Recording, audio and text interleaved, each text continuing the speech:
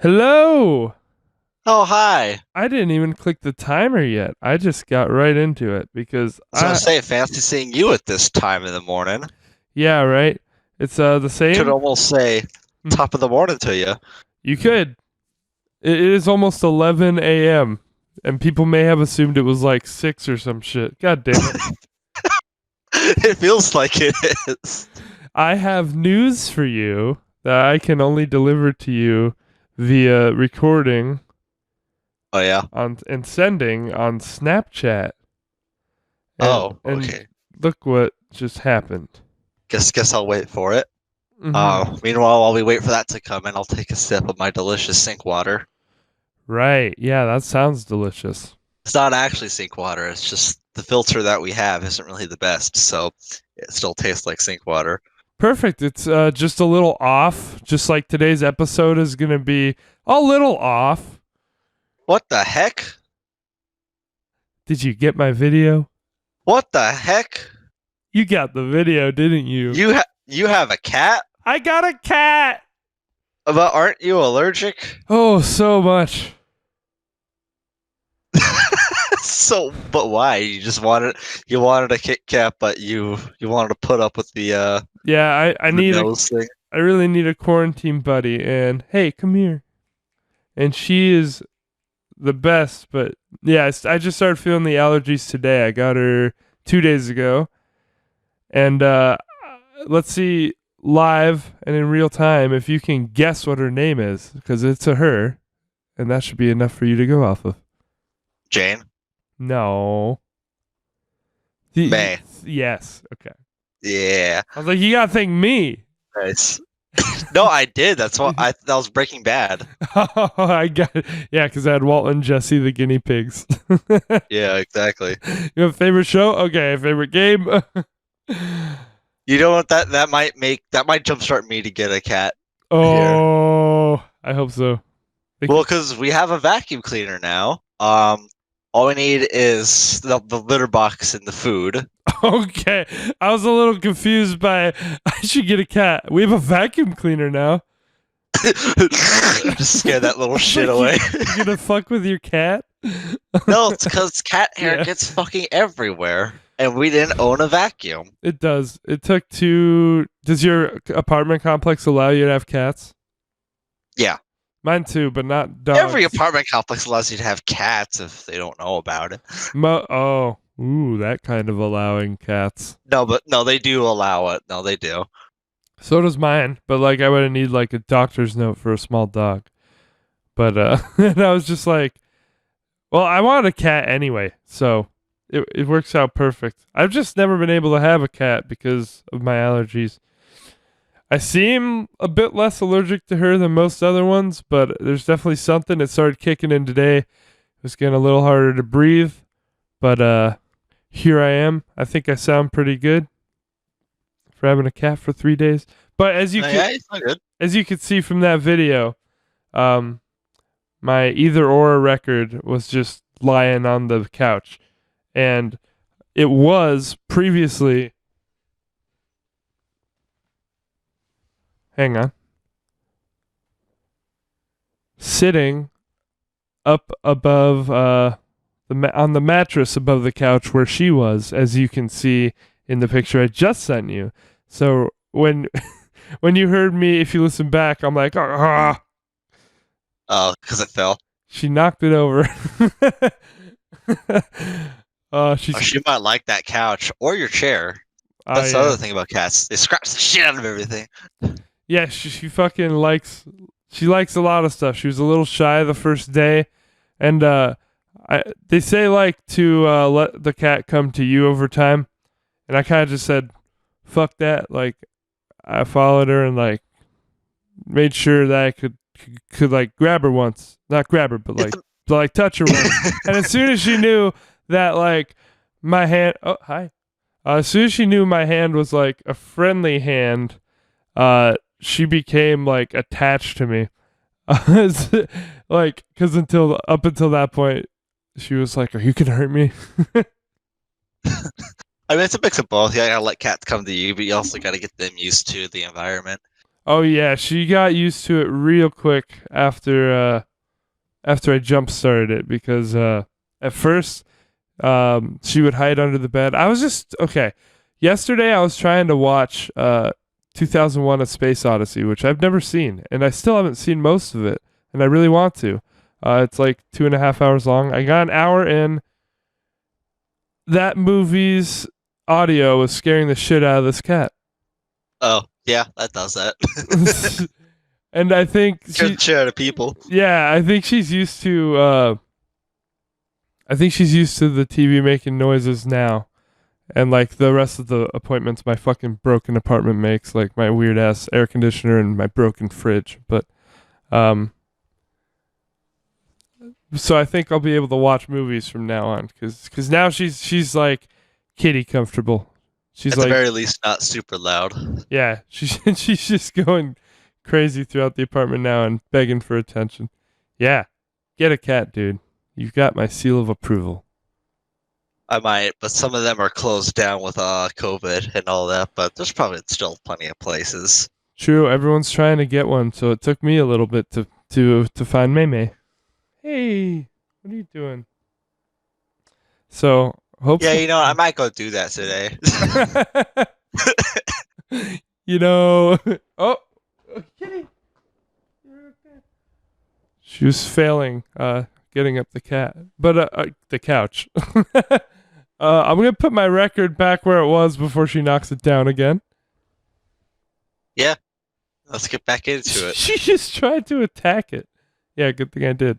All right. So we have some stuff to talk about today, and we're a bit more. I have an appointment at 1, and it's 11, which is why we started a bit early. So we automatically started today with less than 2 hours, and we're known for going over 2 hours. That's probably not good because the topics today need a lot of discussion, I feel like. We could just split them up into parts. Just have the first 2 hours be your rec, and the next 2 hours mine. There's enough here to go off of, honestly. That provided you've got a lot to say about both of these as well. Sure. Whether or not you like my rec is not a factor because I think you'll have a lot to say either way. I mean, I guess same with mine. And same with yours. Quick note: Spotify's starting to recommend me indie folk bands. Oh, like what? There I see a Bright Eyes album. Bright Eyes, like the Decemberists and stuff. Yeah, I got the Decemberists here too. They're pretty good, actually. I'm gonna check them out. You might, maybe if I check them out and they're like great, you'll get a rec down the line. But shit, I just realized I came into today without a rec. I hope you have one. I'm gonna be thinking of one this whole time now. No, I thought of one last night when I was in the shower. Actually, I was just like, "Oh shit, wait a second." Yeah, dude, this is so much going on. I'll have one figured out by the end. I'll do it in the background. I think I've got a pocket full, to be honest. Great, yeah, dude, I've got a ton of stuff, but it's like, what do I want next? Is the thing. Yeah, well, you know how I get in my rabbit holes, so I'm like, okay, I've watched every David Lynch movie, but I don't want to recommend 2 David Lynch movies in a row, or 2 Elliott Smith albums, like I already did on this podcast. We both double dipped, so I don't feel as bad about that. Gotta tell you, I'm gonna double dip again. Already today? No, not today. Okay. Yeah, that's fine. I don't care about that. I guess I don't even care if you double dip twice in a row. I'm just trying not to because I want to be more. I want to be more variety than that. Hopefully. Oh yeah, I'm shooting you variety, but who are we starting with? We have limited time. So. Yeah, we're starting with you, and since we're about 10 minutes in, we'll do that, and I'll let you. I think we can allow like probably 50 minutes to talk about each, so maybe we should just be conscious of that. Sure. So we're starting with my recommendation or what I watched. Your recommendation. Okay, so chocolate and cheese. We're talking about Ween. Chocolate or Ween shit. Ween again. We've discussed the mollusk on this podcast before, and now we're discussing chocolate Something and vastly cheese. different. But then again, every one of their albums is pretty fucking different from each other. Did you want to do any opening for this?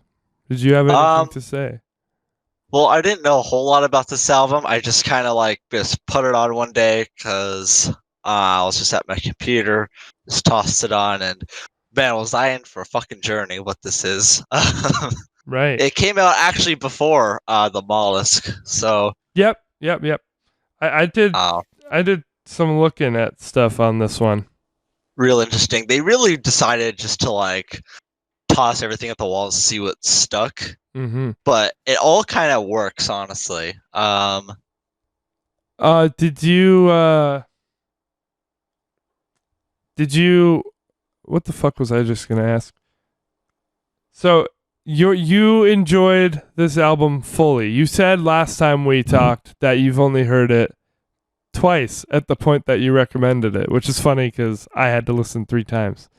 Yeah, no, I pointed that out. I did go ahead and listen to it again. Okay, so we've heard Yeah, this. I enjoy it. Yeah, We've heard this as much as each other. I think I've heard it once, and then I was like, I'm gonna recommend this. Okay, so we've both heard this album like 3 times ever.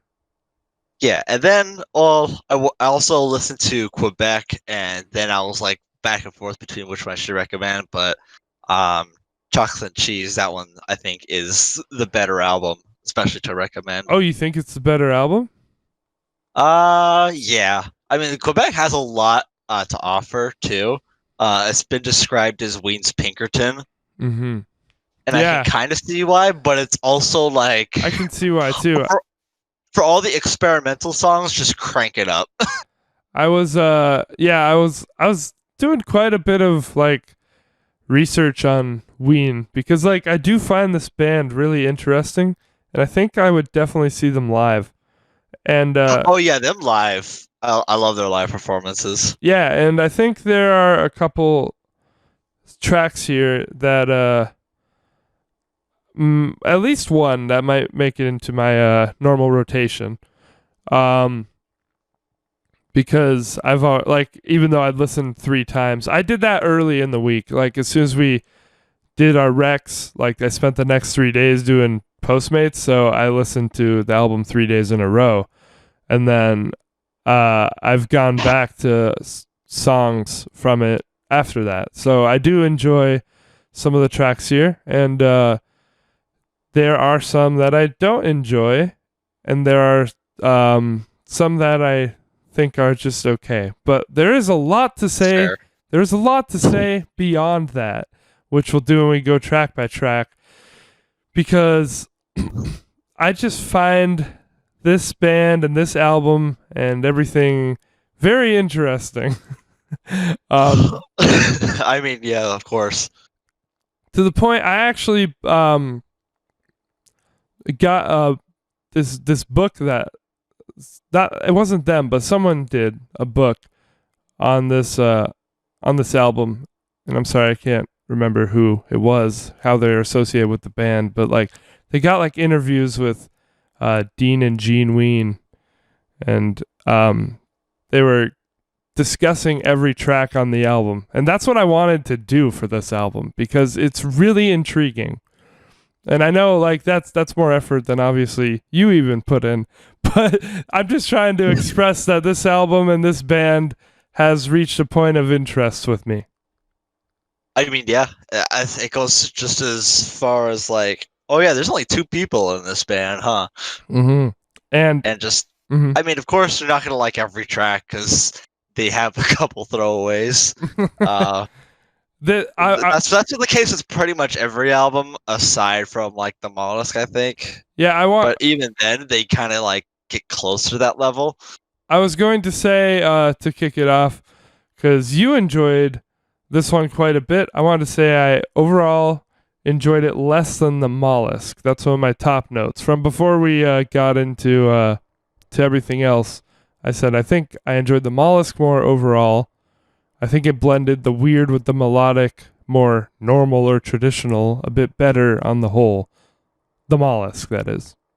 I can agree, but like It I did. didn't expect you to like it more than the Mollusk, to be honest. No. I said I enjoyed the Mollusk more. That's what I mean. I didn't expect you to like this album more than the Mollusk. Oh, okay. I thought you got confused and thought I was saying I did. No, yeah, I like the Mollusk better overall. Because yeah, I felt this one was like we're gonna have a weird song or we're gonna have a normal song, and we're gonna have more weird than normal. Um, and weird isn't. I also wrote that up here. Like weird isn't a inherently bad thing at all, or like an inherently good thing, which is also important to note. It's like risks can fail or they can be like, wow, that's fucking awesome, you know? Yeah, and they went that way with the Mollusk, but they also had a concept. Here it's like you take a whole bunch of different genres and toss it in a blender Mm-hmm. and add their humor to it too. Mm-hmm. Yeah, I like the Mollusk better as well, but that's because that Okay. that album has Ocean Man. This one doesn't. That's exactly my point. No, I'm joking.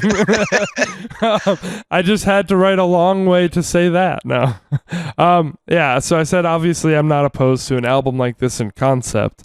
I enjoyed the Mollusk and I like System of a Down, which isn't as weird as Ween, but they've got a lot of weird eccentric stuff going on their albums.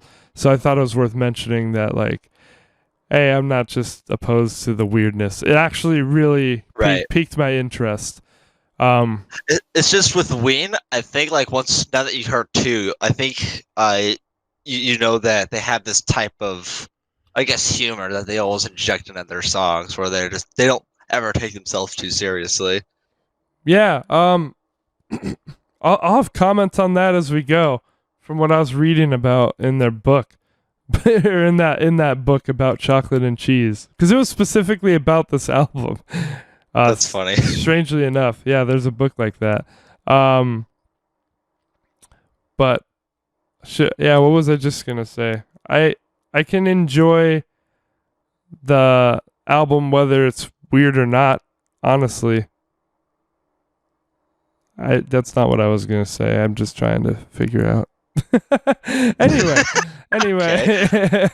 yeah, fucking, I lost my train of thought. I was like, if I just make a little transition here. Oh, by the way, quickly, just before we get into the track by track, on my TV today, it's like I'm watching a nature relaxation thing again. But today's video would really be like something that you would have like as your desktop background or something.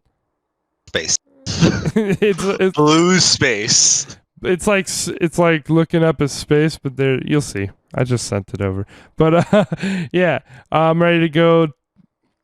I guess I'll just say this last note. I guess I put it at the top, so I'll say it here. Yeah, it looks like a lock screen that I would have. Right. But it's nice. My last top note is my process for going track by track with this album was that the first time I didn't do anything. The first time I listened through, I just experienced it, every song as it was, and That's what I do. I reserved my feelings. I didn't put anything anywhere. I didn't even make the chart up or anything. Then the second time, and it was, I think the first time you listen to a Ween album, or at least one of these earlier weird ones, I've heard they went more serious in later days, which I'm really interested to hear because I do like the more serious Ween sound. Then I might triple dip because I know immediately what album you should listen to. Yeah, I know what you're talking about. And I heard a song from that album that came up just as like, because Spotify will play another song from the artist when the album ends. And I was like, this is good. Oh, it's not on the album anymore. Okay, so yeah. So with that in mind, I said, I didn't say this, but I like the first listen is like a roller coaster ride for Ween. And then once you've heard it, it's kind of like it showed all its cards are on the table. So you know what there aren't any surprises the second time around, but you get to appreciate or not appreciate it on a different level when you go through again. So I started putting these into the categories on the second run through. And I noted that I liked it less overall on my second listen, and I respected it more overall on my third listen. So yeah, let's go track by track. Cool. Sounds good. So, well, we're going track by track. So go ahead and take me away. Take me away. All right. Haha, haha, funny. That's the first track name. It is the first track name. How'd you feel about this one? Oh, well, I mean, I really like it. So It's a bop that gets you into it pretty much. it's like a bluesy rock song. Yeah. A little like high paced bluesy, or I don't know if that's the word for it, but you know what I mean. Yeah, it's pretty straightforward. It doesn't get you ready. It's kind of like old classic rock, like almost like Elvis type. Yeah, it's like it doesn't get you ready for the shitstorm that's coming. Like, because if you just picked up this album and you heard like Ween is topping the charts in 1994, then like you hear that and it's like, oh, okay, Take me away. yeah. There you go. but then you get to the next song, which we're not gonna get to right yet. But this song, I said I wasn't initially sure because again, I needed to see how this fit in the concept or in the context of the album. Initially, I was just like, it's okay. It's like a rock song, but like not exactly my type.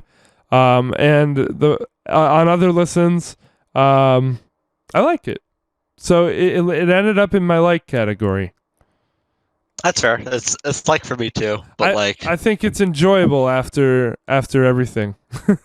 yeah, I mean this song gets me into it. Yeah. Like I really do enjoy it.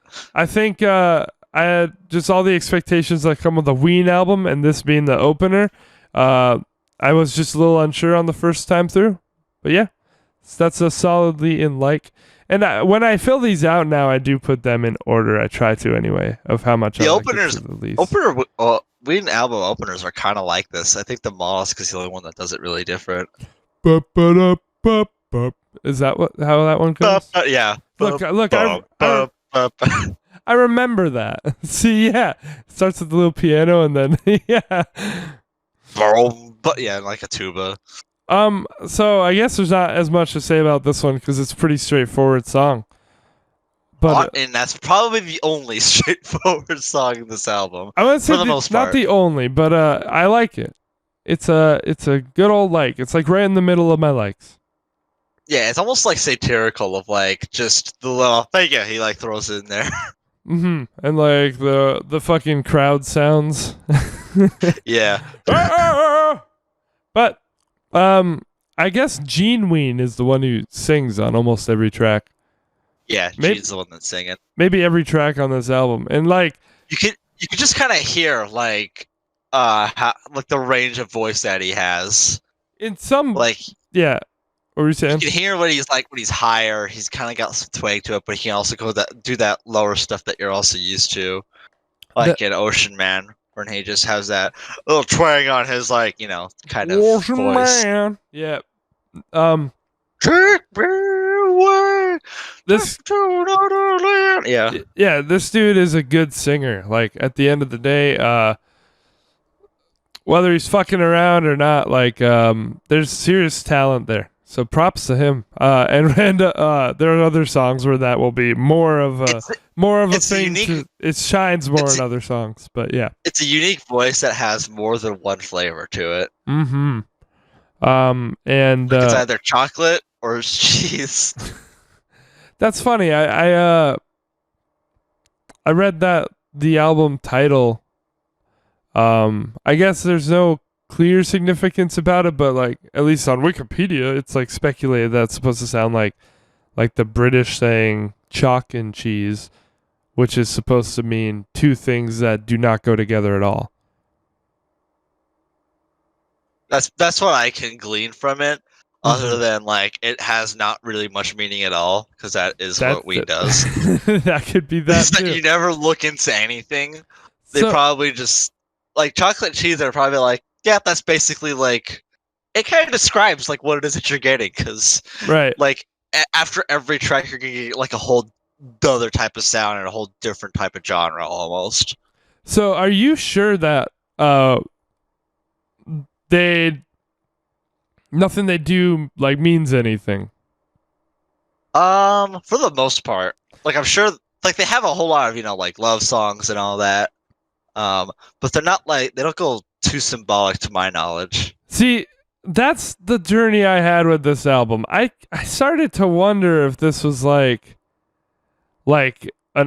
some sort of like deeper art thing, because like, oh, you're like, of course you did, but like no, but I'm really intrigued by it, and I think they do take it more seriously than it comes off, just from watching interviews with them and reading the excerpts from that book where they were interviewing them. They don't say everything's supposed to be a joke, including like one of these songs that we'll get to way later. Yeah, I'll just tell you my insight as we go, and you'll tell me yours. Yeah, for sure. So let's get on to Smiling Baby Jesus. Spinal meningitis. Okay, so here's the thing with this song. Yes. It really creeps me out. Same. This is the Eraserhead of Ween songs, is what I wrote.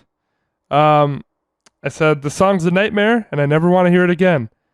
And boom, boom, boom, boom, and it's in the love category. You never want to hear it again, but I love it. I don't have that feeling for much of anything. But I can understand.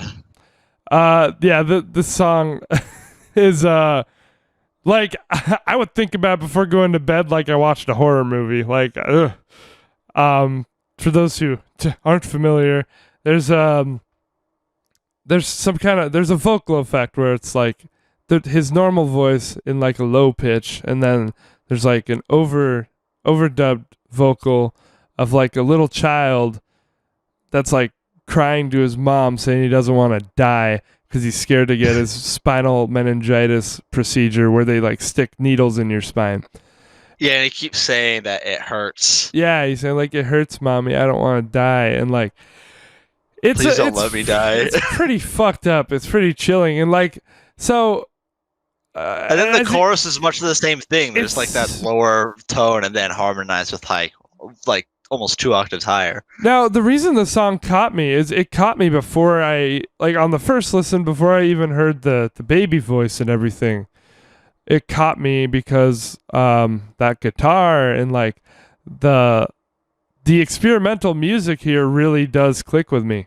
And like the chorus, honestly, throw out the fucking verse. The chorus is like real good. I really like that. It's just like, oh yeah, it gets all weird, but yeah. Yeah, I really jam with the chorus, and yeah, I guess I can't give like an unfiltered opinion on the verses because I can't tell how it makes me feel, but I don't like it, and I do like the music there, but so. Obviously, this is a song where I'm like, why did they write this? Like, this is one of the ones I wanted to look into, right? Right. And there was a quote from Gene saying that, like, this song didn't come from any sort of, like, making fun of it. Like, he said, because, okay, it would have been smarter if I just read the excerpt, but the guy who was interviewing them said he has a friend who's, like, a grown man who's, like, otherwise perfectly like stable and isn't scared by like fucking unreasonable things, irrational things, but he will not stay in the room if this song is on. And then like Gene was like good, because that's the reaction that we want, because that's how I feel about it, and we didn't make the song to make fun of it. And I was like, see, like, so I started thinking it was cool that maybe there's this other layer to Ween, But I still don't get how this comes out of it. They're like, that's why I said this is like the Eraserhead of this album. Yeah. I think you're starting to sound a little more like a conspiracy when you say that there's another layer to Ween. Oh, there's plenty of layers to Ween. They're born from Satan or whatever. Didn't you read their backstory? Yeah. I mean, their whole fucking their whole logo is Boognish. Mm-hmm. Well, yeah, I thought it was at least good that the song was in good taste or questionably good taste. At least like they weren't making fun of something that's like so fucked up, I guess. Which is at first I was just confused. Some songs on here hit you like that. It's like, what? Yeah, exactly. What do We you gotta think of this speed song? up the pace here a little bit. Yeah, what do you think of it? Well, this is one of the bigger talking points for me. Okay. This song actually. So, what did you think of it? Oh yeah, it's bizarre, but nothing like what I wasn't already like either used to or just like expecting, I guess. But yeah, no, the kid in the lower tone voice is disturbing, yeah. And then it turns into a vibe fest. So I got the same experience you do. So you got it in love. I don't know about that. Okay, so you've got it in like. Yeah, I didn't really put a chart for this one together. Oh, okay, but you have a top 3 or you don't? Yes. Okay, and this is not in that. No, Okay. I wouldn't say so. All right. Then do you want me to spoil my top 3s as we go, or just at the end? Yeah, as we go. Okay. Well, that's gonna be number 3 on the album. That's what I figured. Okay. On to the next track. Yeah. What is that? Freedom That's of 76. Of 76. Okay. So, as you can imagine, I didn't understand why this was coming through my speakers. I thought it was a parody of like the soul style at first. Right. Probably because it's on this album and what it followed. And I thought like that it was kind of the point that it was a parody of soul. And so I stuck it in meh because even though it showcases some pretty fucking great ability on the vocals, soul, I guess, as a genre isn't much my thing. And the song never really quite clicked with me. It's still in meh for me. But it seems I discovered that it's just like a legit soul song, and Ween doesn't care about any form of consistency on the album. So this one wasn't even supposed to be weird, apparently. What did you think of it? No, yeah, I enjoy this one too. I mean, I enjoy pretty much every track in their own way. Is the thing, like, pretty much the spectacle of it for me is like just how it switches between different genres and how it still like kind of works. Like it still managed to flow, in my view. Right. I guess my big discovery on this album was that it's not like all to serve this joke of like that every song is different, and it's more just like that's how they write. Like every song comes out different. Yeah. And like it wasn't yeah, it wasn't a joke for me either. That was just pretty much what I expect out of this. Yeah. But like before I was listening to I heard the albums where they weren't going like as far, and this was like the first or like my introduction to that. Yeah, and there was a quote from the other one, Diener.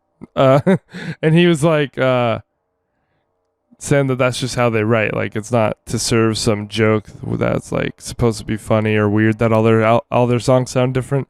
And like I really respect that. Here's the thing: I showed this album to Mo, or I showed part of it to Mo, and he fucking hates Ween now. I mean, he would. I would imagine it being his taste. Yeah, he was.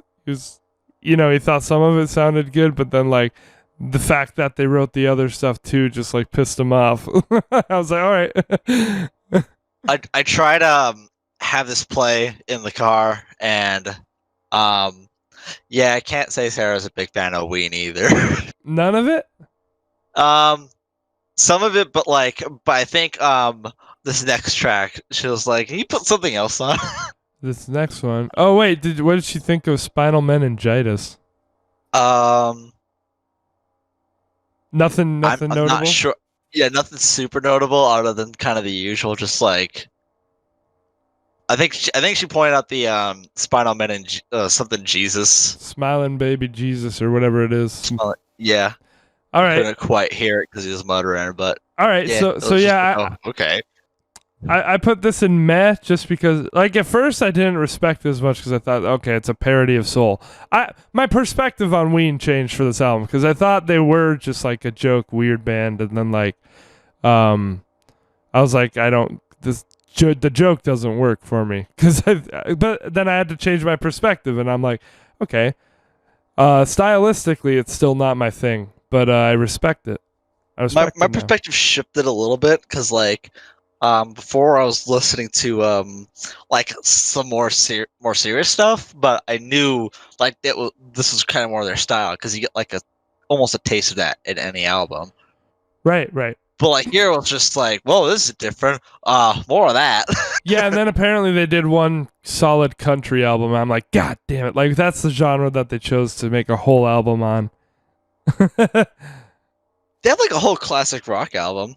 Oh, really? They didn't mention that.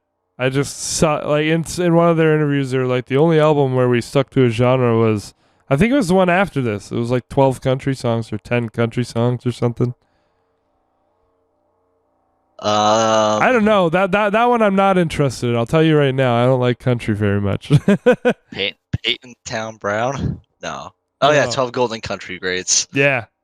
But then it's 10 songs, so that's very weenie. Weenie. The next song, you tried to transition. Let's get to it. What is it? I can't put my finger on it. Yep, okay. I agree with Sarah. This one, before I actually, because I tried listening to this album a long time ago. Wait, quickly. And this is pretty much. Where did you put Freedom of 76? I put it in Okay. Yeah, you didn't make a chart, you said, but I wanted to follow up because mine's a meh. Okay. Can't put my finger on it. Yeah, this one was where I stopped too when I listened to this years back. And then I went through a couple of their other albums. And then I stuck up with this one. And it's funny, after I hear the album, what's your favorite? I'll be in the kitchen just doing something, making coffee. I'm just like, I can't put my finger on it. Oh, no. It's really in my head. Yeah. This one does not stick with me. It sticks with me in a weird way. It sticks with me like some bad like a bullet. Deodorant. Like a bullet. Yeah. This one, it didn't do it for me. I wrote it's obviously goofy. This one I didn't look at the lyrics, so I'm not gonna try and analyze this one. That's the problem, though. I didn't feel I felt nothing about this one. I didn't feel like I needed to look into it, and I didn't enjoy it as it was presented. So it isn't dislike for me. I said, obviously goofy. Those vocals are. Yeah, that's fair. Mm-hmm. It's goofy, but it's overly distorted and grungy sounding. I never liked that vocal sound. That's obviously the point of it, so that's why I give it some credit. Yeah, it delivered.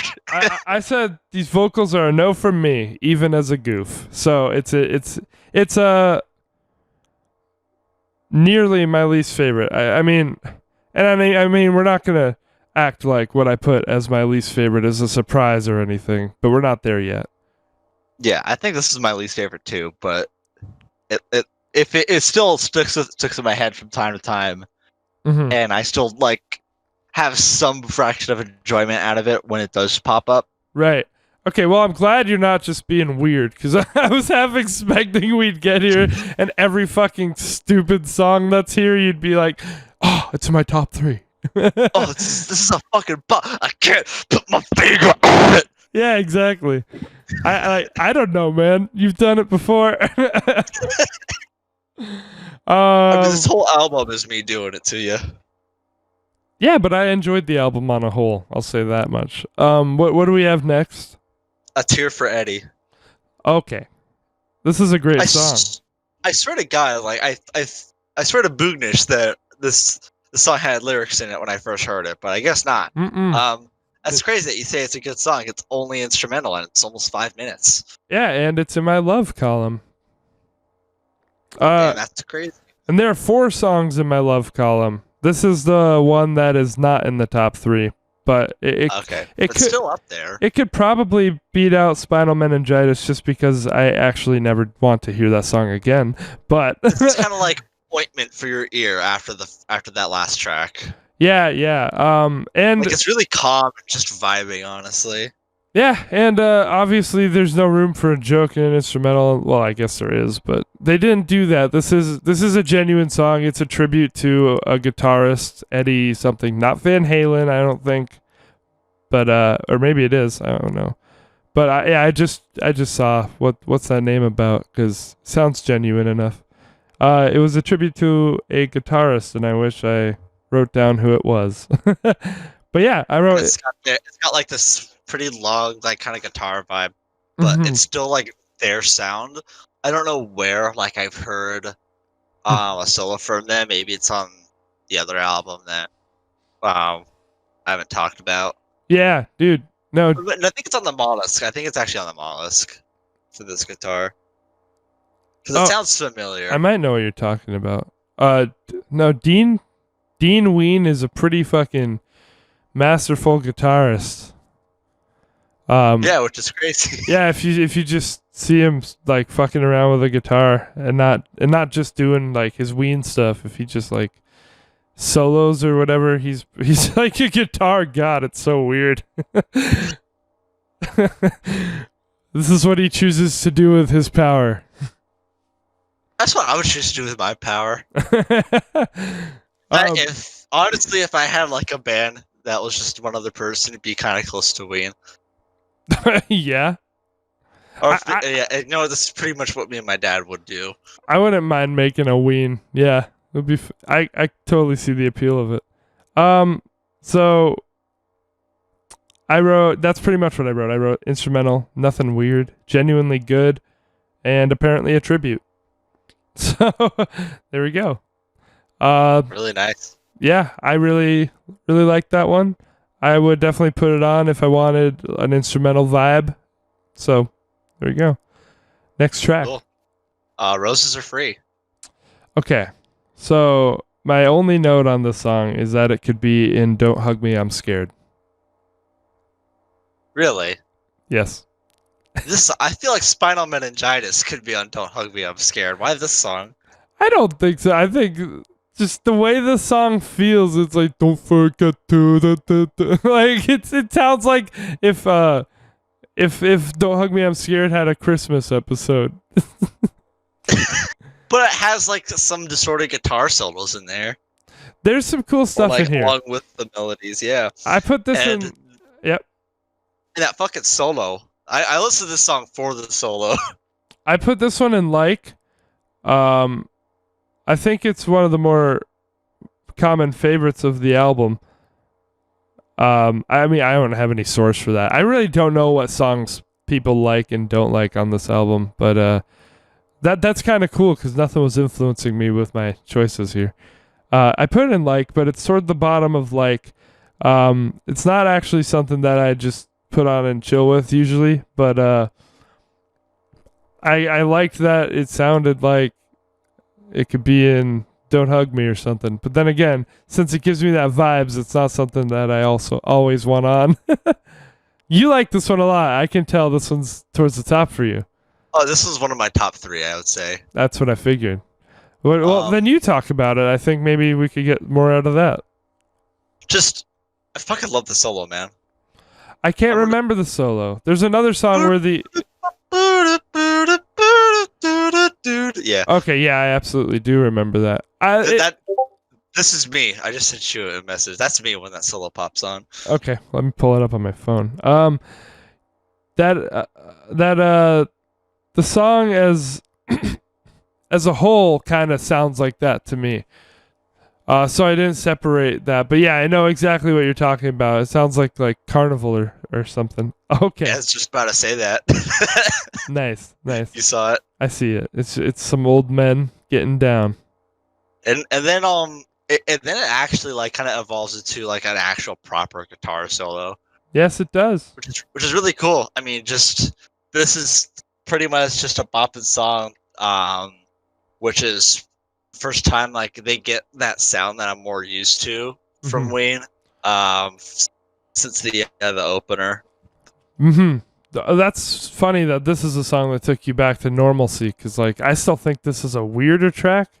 This is a weird track, but it took me to normalcy almost. It sounds like normal Ween to you. See, to me, default Ween, for whatever reason, because there is no such thing, but for whatever reason, to me, it's associated with a track like "Take Me Away," and maybe that's because the first Ween song I ever heard and like kind of grew up listening to on Tony Hawk was "It's Gonna Be a Long Night." Oh yeah, that's the opener for Quebec. Yeah, and it's actually sang by Dean instead of Gene. But that's not the album or song we're talking about. But yeah, for some reason that like kind of rowdy, like sort of cowpunk vibe, or like just something a little more messy Yeah. is like the generic Ween to me, if there was such a thing. So But like I can't put my finger on it. It was just like, nope. yeah, not that messy. no, yeah, no, it's just something more straightforward. But so for me, a song like "Take Me Away," but that's don't know, I can't- interesting. So this is the sound that you would associate with your generic Ween, and like that's just a loose term that we're using for like. I would If I would apply that term to the next track, but for Roses Are Free, I don't know. It's hard to explain um really what is popping about it, but I do again it is Gene's higher voice and has that kind of like call and response with the guitar. it's a vibe, it absolutely is. It's a vibe. Like that's pretty much the only way to put it. What is the next track, Skylar? Baby bitch. Yeah. Okay. So I wrote, immediately. This is Elliott Smith, and you did this on purpose. I didn't think Elliott Smith at all. Really? Okay. I was almost positive you heard this song and thought like, man, this sounds a lot like Elliott Smith, and then like you were waiting for my reaction to this song. Like I was almost certain. So it's funny that you didn't think that at all. That never crossed my mind once. I knew you would like this one because it's a breakup song, but Oh no, they're it's the bitter as fuck. it's the vocal delivery, it's the melody, it's everything. Funny thing is, it came out in '94. Elliott Smith wasn't big yet, but so basically, he totally ripped off this Ween's whole sound. Yeah, 100%. But no, For me, this is like kind of their default sound because this is like pretty much the entire White Pepper album, almost. yeah. So I think that's the album I need to listen to. But I was thinking about recommending you that, and then I was like, chocolate cheese will be. yeah, it's Fun. more it's more interesting to discuss, which is what I try to recommend on here. Today I still haven't thought of one, but I'll have one by the end. But I guess maybe White Pepper could be extra credit until we get to the point where I recommend it. I've got. I think I just what I'll recommend popped into my head because it's like it's an easy, safe bet recommendation. I'll think of one I more really want to recommend next week. Not important to the Sure. conversation right now, but the song. Yeah, I really like the melody and the vocals. Again, before I was like trying to think like Ween could be real people doing real songs. I just viewed this as like, oh, haha, the joke is that it sounds nice, and then it's like saying stinky ass hoe. But like, Oh, that's so great. yeah. Fuck you, you stinky asshole. So, yeah. So at first, as with the rest of this album, there were some mixed feelings. It lands in my top 3, of course, after all is said and done. I really like the sound of this, which shouldn't be surprising. It sounds a lot like Elliot. And I'm not the only one who thinks that. I showed Mo and his other roommate, who's a big Elliott Smith fan. I just played it, and he was like, if you didn't say that was not Elliott Smith, I would have totally thought that was Elliott Smith. That's funny because he's constantly calling the girl a bitch. Yeah, but just like at the beginning, before like the beginning is just like, it's been a while since I've seen you smile. It's like, yeah, it's okay, yeah. It's really like, yeah. So, then you really like White Pepper. I think I would. But I heard this and I was just like, oh, okay, this again, and then I just actually listened to more of the words and it just started to crack me the fuck up. It is yeah, I don't know. He even says in the song that he wrote this other song, Birthday Boy, about her, which I didn't check out, but it sounds like it's a serious breakup song to a degree. It's just, I guess this is the way that this is the way he deals with that. which is totally acceptable. I think there's all someone we want to call a stinky asshole. So I just quickly looked up Birthday Boy to see where it was. Yeah, no, yeah, I don't know. I guess she broke up with him on his birthday, and like he wrote this song and that song about her, and like, so I think it is a genuine song, but like some people share their fucking breakup feelings in different ways. This isn't the song that would come out of me if I broke up with someone, but it's definitely a side to a breakup. And I really do. Yeah, and I enjoy it too. Yeah, it's a perspective. And I also think it's hilarious. It's a perspective, and yeah, it could be funny. Someone could really resonate with it. Kind of the lyrics. Well, it's equal parts funny and like resonative. Mm-hmm. If anything was gonna hold me back from like resonating with the sentiment, it's the words. But I love the melody, and I love the general like. The lyrical themes, absolutely, like, yeah, I think it's a genuinely good song, and it's my second favorite on the album, which means like I've been completely predictable, and you know what my top song is by now. Is this it? No, this is my second. Okay, this was second for me as well. Oh, okay. I wasn't expecting that. I thought you were gonna say you didn't like it as much. Oh no, I thoroughly enjoy this. Okay, wait, what did you say was your third? Did we not get to it yet? No, it's Roses Are Free. Okay. So, next song. Mr. Would You Please Help My Pony? Okay, we've got 10 minutes. I think we can knock it out. Let's go for it. Mr. Would You Please Help My Pony? Can we agree there's not much to say here? What the fuck are you talking about? This album's such a bop. It's in meh for me. I mean, it's Ween being Ween. Nice guitar solo. Okay, well, fine. We can knock it out, but no. Easily, if you this is easily my favorite song on the album. Are you joking? No, I'm genuine. I'm fucking serious. This song is hilarious. Oh.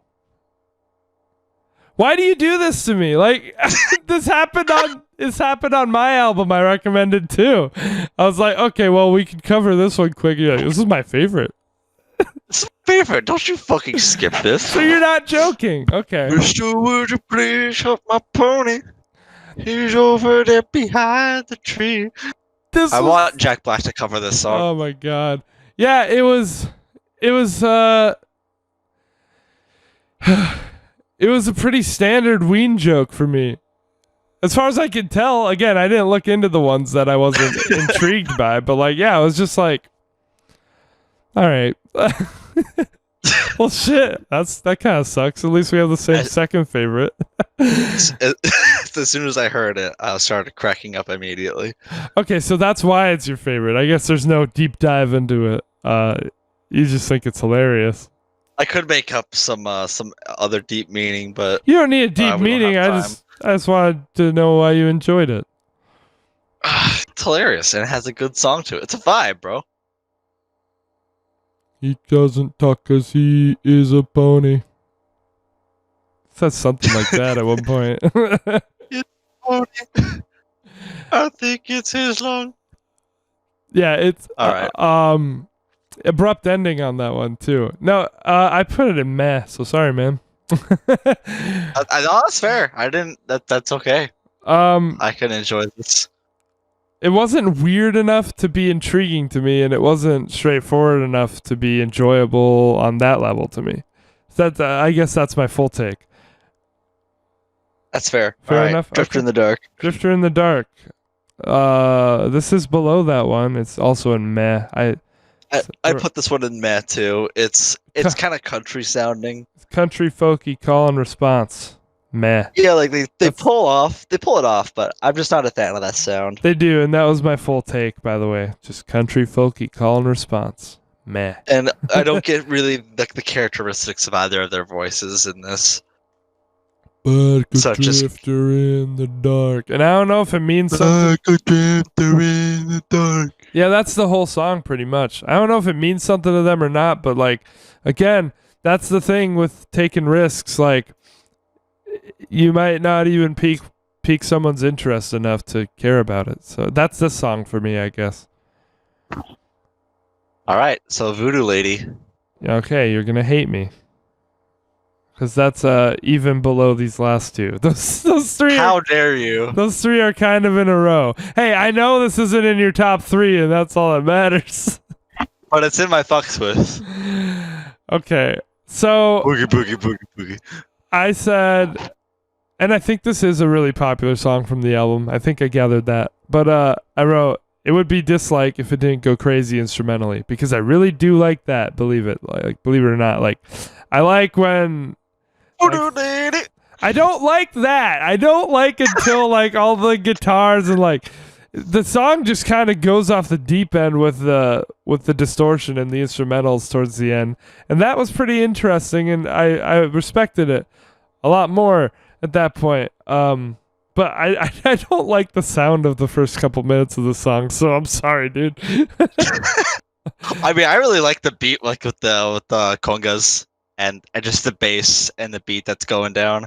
Fair and the enough. guitar gets added. I'm not huge on the call and response either. Yeah, I don't know. I need to connect with it. Look at the boogie, boogie, but just them going boogie, boogie, boogie, boogie. I need to connect with it on some level, and like that's not me saying everything needs to be deep, because it doesn't. Like I connected with some of these other ones for what they were, but like this one just I'm not connecting with whatever it's doing, and that's fine. I like it past the boogie oogie oogie. Okay, I'm not huge on that either, but it's funny Okay. at least. Yeah, it's All right. it's very ween. Very ween. All right, next album, Next song. album track, next song, Yeah, I agree. No, next song. next album. Joppa Road. Okay. This is my lowest like. So it's below. Really, I thought that would be higher for you. It's below Roses Are Free. I said it's same thing the whole time, but it's good and it's catchy. I mean, they got that melody too. That's a lot. Kind of let her. Yeah, that's what I meant. It's kind of that melody. That melody is kind of the whole song, but I like it. So it and it's kind of a shorter track, I think. I don't know. It usually just kind of It's 3 minutes, yeah, but it kind of goes it's- and it just goes by and it's does that the whole time and it's enjoyable, but it doesn't stick out in any special way to me, I guess. that's enjoyable for me. But I really enjoyed the instrumental. Fair enough. With the drum beat going and the guitar layering. But I think it's a relaxed kind of vibe. If I'm not mistaken, it's that kind of instrumental the whole time, right? Skip around a little bit. There's not too much extra going on instrumentally either, I don't think. It's kind of But there's that acoustic guitar solo. okay. You're right. Yeah, low like. I still like it. I just liked a fair bit of these better, which isn't a bad thing. I most of the songs, more songs land in like and love than meh and dislike, so that's good. Yeah, I guess. Okay, next one, Candy. Yeah, this is the one that I was talking about. Let's not pretend or joke around here. It's not surprising to anyone that this is my most disliked song on this album. It's not a song. um, so Candy. this is basically Revolution 9. This is Revolution 9. It's only 4 minutes. Yeah, but Candy. I said, duh. Duh. That it's a dislike. I said strange instrumentation accompanied by a robot voice talking about food. Without the more intense instrumentation as it goes and the voice, it could be almost like something in Crash Bandicoot or from a SpongeBob platformer. Yeah, I can see that, but they do SpongeBob. That's the thing. They do. Not yet, but they do. But Candy. yeah, But he says the chocolate and cheese. He says the album title. he does, and then it doesn't end, and it's sad. No, I'm just kidding. I like the again. I like the album overall. The song, you know, you didn't expect me to like it. I don't think you like it. If you tell me you like it, I know you're just fucking saying it. Shut up. Yeah. But it's enjoyable in context because I know what I'm getting into. It's like, yeah, So don't skip it the first time you hear this album, but like, there's no reason to experience it more than once or twice. I mean, I don't skip anything on this album. I just kind of just let it go, even if it's like, kind of a dud song. Okay. I just know what I'm getting into. I'm just like, cool.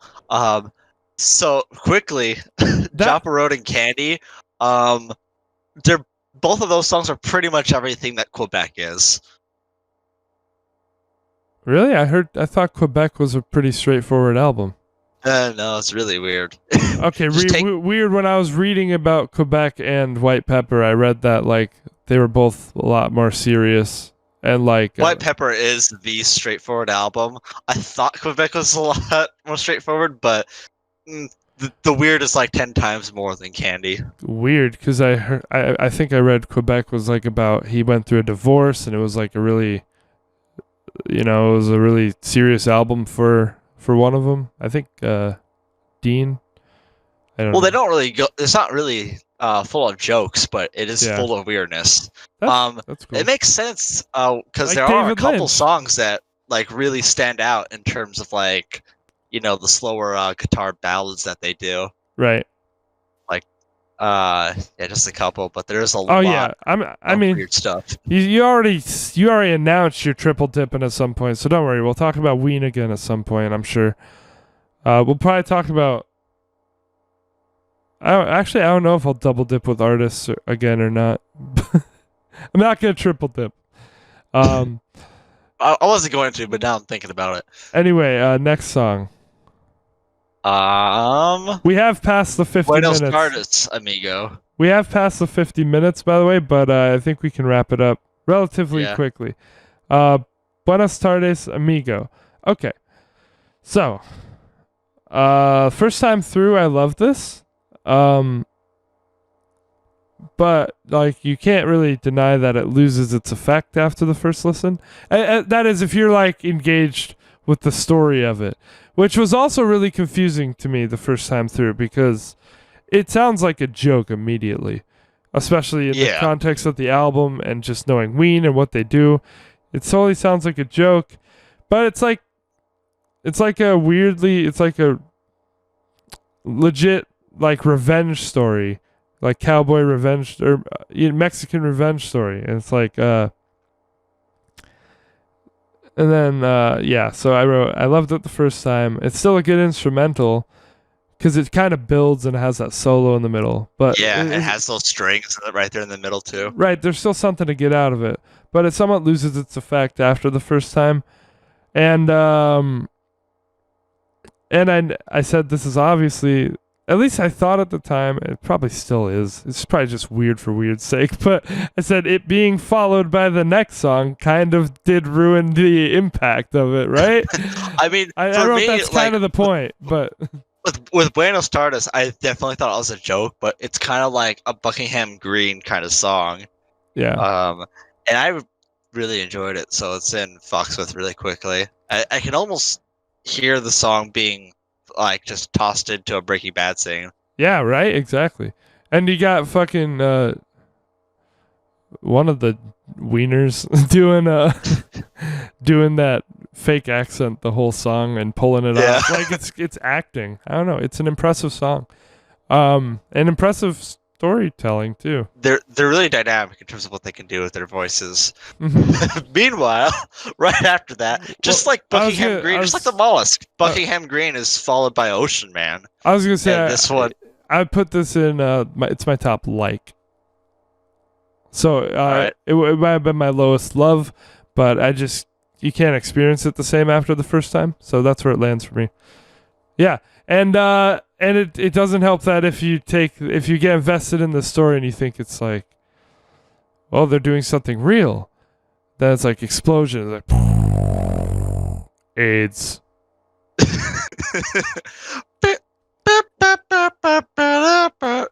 it's Which it's kind of a banger. Not gonna lie.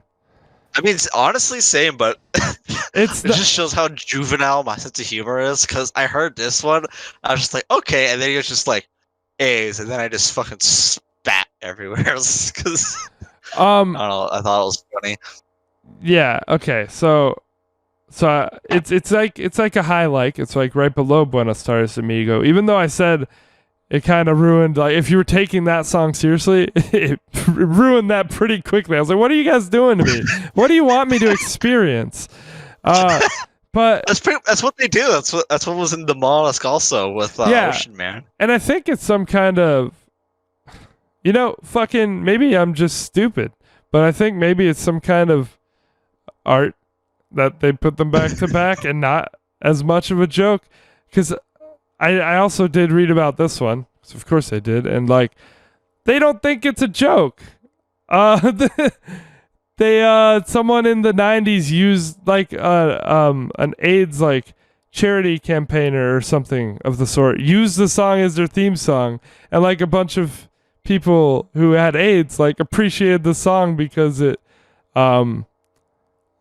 took like it discussed AIDS. I guess. I don't know how it would hold up now. As I thought it was a joke, I was like, the joke is kind of dated and edgy, but the song slaps. Yeah, I said the song slaps. Look at that. What if it's all just a bit? Yeah, dude, I don't know. Just take it super serious. I don't know. I thought it was really funny. It's really like poppy and catchy, but it doesn't. For me, it doesn't really beat out Candy for some reason. Really? I mean, it's kind of on the same-ish level in terms of like musicality, because it is all the same thing over and over again. But I mean, it is half the length, so I guess I disagree. I It, should it give it has some more credit. that part that I was just like going like it has that bass solo part in the middle of it, and I like the main riff of it. Yeah, it's really just the AIDS, HIV Oh, yeah, it does that I have that don't one. that I don't think needs to be there, which is the point of the song. So regardless, I connected with it in my own way, and it's one of my higher likes. So yeah, I guess you really didn't like it then if you put it below Candy. I didn't put it below Candy. I said I put it like in the same tier of it. Like I think of it kind of the same way. Okay, so where did you put it? I'd say above Candy. Like or meh or Yeah, in like meh area. okay, cool. I half expected this to be your favorite, not gonna lie, but all right, next. No, the pony kind of took that away. What Diener was talking about. You got it. My number one. Really? My kind of song. Probably boring for you, but this is the one that I specifically went back to. Baby Bitch, like, I can't resonate with as much because of the lyrics. Like, it just throws me off. There's nothing wrong with them, but like it just doesn't do it for me as much. This song is apparently about like anxiety and stuff, and I've been having like panic attacks and stuff, and so it resonates, which is weird to say about a Ween song, but also just how it sounds is totally my kind of song. it really flows for me, and I really like the way he sings, and the harmonies, the melodies, and it's the only problem is it's pretty short. Yeah, it's only 2 minutes. It's the shortest song on this whole album. I really love it. And like I said, I heard this one more like 5 or 6 times. I kept listening to it, and I might just do that for a little while because it gets stuck in my head. All that said, I wouldn't be surprised if this isn't very high for you. Oh, this isn't fucks with. I really do enjoy the song too. It's just pretty straightforward. Yeah. Okay. No, not like it's a bad thing, but it's Mhm. it's really nice when they do that. Yeah, and apparently that title is about Dean because I read that he was saying like experiencing anxiety and being kept up all night because it says like the sun comes up and I'm all washed out. Is this what Diener was talking about? Because I guess he struggled with staying up all night and having panic attacks and stuff around that time. And that's kind of, in a weird way, what the song is about, even though it sounds like nonsense. So I thought that was cool. But I want to say, though, before I had any like connection to make like that, this was my top 1 or 2. So just because of the sound. yeah, and just because it's a vibe. It's my kind of vibe. I really like it. It's like kind of like a indie rock sound. So it's my thing. I'd want to believe that White Pepper might be your favorite. I would believe it too, but yeah, this one is the more interesting discussion. I'm happy you chose it. And Okay. with that, we've got one more. That is my top song. So my top 3 are Don't shit where you eat. oh yeah, okay, we'll cover that first, which is like a mid-tier like for me. Yeah, same. It kind of shuffles the joke and the straightforward sound. Right. There's some good advice on it. I said I like the guitar solo mostly. The whole vibe is a little too like Yeah. yeah, but I do like it. So it's like in the middle of my likes. Not much more to say for me about it. It's right below Take Me Away. So those two are kind of like the middle likes for me. It's like I enjoy it. And it's not particularly special, but I enjoy it. Good stuff. Yeah, so if you weren't paying attention, my top 3 is what Diener was talking about, Baby Bitch and Spinal Meningitis. One of which I never want to hear again, and so it may be replaced by a Tear for Eddie if that's the case. Yeah, probably. I fucks with a lot of stuff on this album. Me too. I'm really glad you recommended it, even though I don't know how much I'll go back to it. Yeah, when you really look at it as a whole, you got a lot of like kind of weird stuff that you probably would never hear again. As a whole, there's some yeah. there's some like stuff to glean on there. As a whole, I don't think I will ever listen to this album as a whole again, and that's not like because it's a bad album, or I'm not trying to upset you. But you could toss some songs into a playlist. I'll have Diener hanging around. I like that song a lot. I mean, I have quite a few to go back to. I think, even though I loved a lot of what the Mollusk was doing, a lot of it was more special and unique to that experience as an album. So like, there's not a ton of songs from that I would throw on a playlist. Like Ocean Man can just be played whenever, but like the other songs I liked on there, or like It's Gonna Be All Right. But yeah, you know what I'm saying. Generally, there are songs on there that you can't just like pick and choose. It's like you want to listen to that whole album. Yeah, because that's more of a concept too. Yeah, and this one is like I can just pick out a song from it if I want to hear it, and there might be 1 or 2 of those that I want to hear. So, yeah, this is are we ready for ratings, or did you have any final thoughts? Oh, wait. I had a final thought. But did you? Yeah, just to quickly close, like I don't think it even beats out White Pepper for me, but it's at least up there. Okay. I'll probably go back to it when I want to get my ween fixins. When you want your weird stuffs. When I want, yeah, something lighthearted, but also like, some good bangers in there. Right. So my closing thought was it's creative, experimental, and unique. But that doesn't necessarily mean it's amazing. There are hits and misses. That's how I summed it up. I guess we're going for a more formal type of closing. Oh, yeah, it's just because I take notes. This is the style I take notes in. So I wrote a little bit before and a little bit after, and I wrote a little on each song. Cool. So rating. Do you want my rating or yours first? Yeah, I'll take your rating first. Okay. God, this feels so offensive, but I gave it a 6 out of 10. Probably a strong 6. I want to say that is pretty offensive. Not gonna lie. I want to say it's a strong 6 out of 10 for me. What would you give it? See, I didn't think of a rating. Really? Until we were talking about this. Well, because I don't know. I didn't know where to place it, but until we were talking. Usually, like the rating is on flying off the tip of our tongues, like. So yeah. Yeah, for this one, I wasn't busy thinking about that because it's like, well, how do you rate something where half of it is just joke and weird stuff? It took me a while to give it a rating, but that's how I rated it. I rated it based on what resonates with me because I'm not judging it. It can resonate for what it is, and some of it did, some of it didn't. You take risks, that's gonna happen.